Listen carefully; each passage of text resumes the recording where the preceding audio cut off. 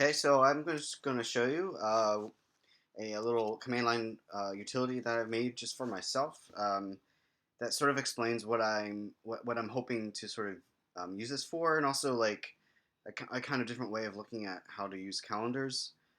Basically, what I'm calling this is a pin timetable calendar.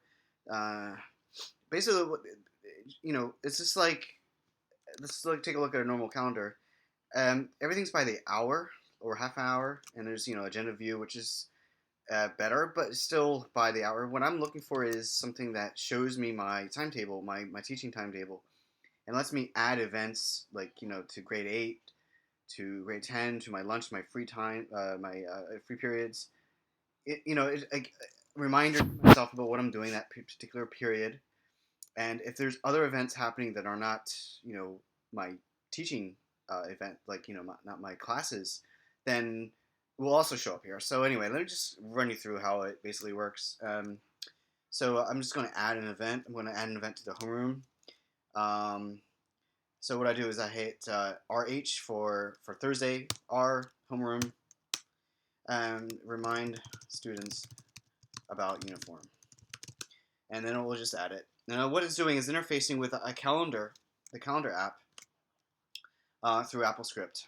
Um, so it's using a command line operation to communicate with the calendar. It puts it on this iCloud calendar calendar, which means that I get the reminders. So like if I add in a reminder here, which I have done for alert 5 minutes before start, it will actually do so.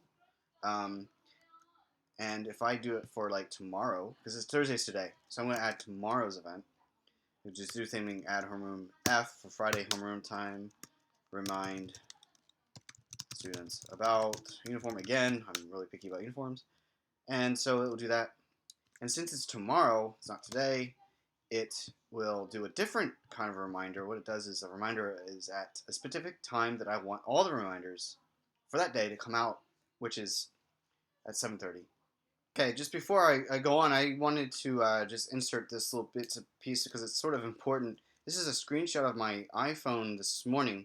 So when I'm talking about those reminders, these reminders are actually coming out because it's iCloud Calendar, right? These are coming out on my phone like this, in this format, and they're coming at the same time at 7:30 in the morning. So that basically, I'm imagining I'm going to school, and they come up on my iPhone. So I'm all ready, set to go, and that's basically the idea of that reminder. All right, back to the thing. So I want it to come out to me at 7:30. But if you might notice that it might feel strange because the time is 8:40. 10 minutes before 8:40 is 8:30. I just said I wanted it at 7:30. What's going on here? What's going on here are time zones. I'm in Korea, and I'm adding events on Korean time to my timetable, which is in KL time, Kuala Lumpur, Malaysia time. So when I refresh, it will be the homeroom time, even though it's 8:40, and my timetable here it's 7:40. So it's basically matching the timetable, the expected timetable. And so let me just add another one real quick. Okay, Friday first period, enter description. I'm going to teach them vocabulary or whatever. Vocabulary. Can I spell? All right, there it goes. And it will do the same thing. It will add. Let me just refresh the calendar. It sometimes does take a little bit of a coaxing to get actually show up there because it's network based, so it depends on network availability and all that stuff.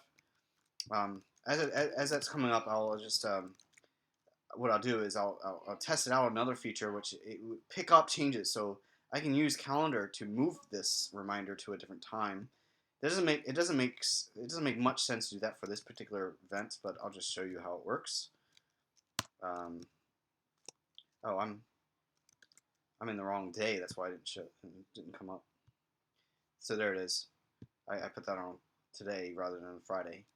Anyway, so like I move it so it's Friday, and it moves to the right time. So it happens during period 3, right? Because period 3 is between this little time here, and again, accounting for a time zone difference is actually so it picks up the fact that it knows what period that this occurs in my own timetable. Another thing that it can do is that I can go to my calendar.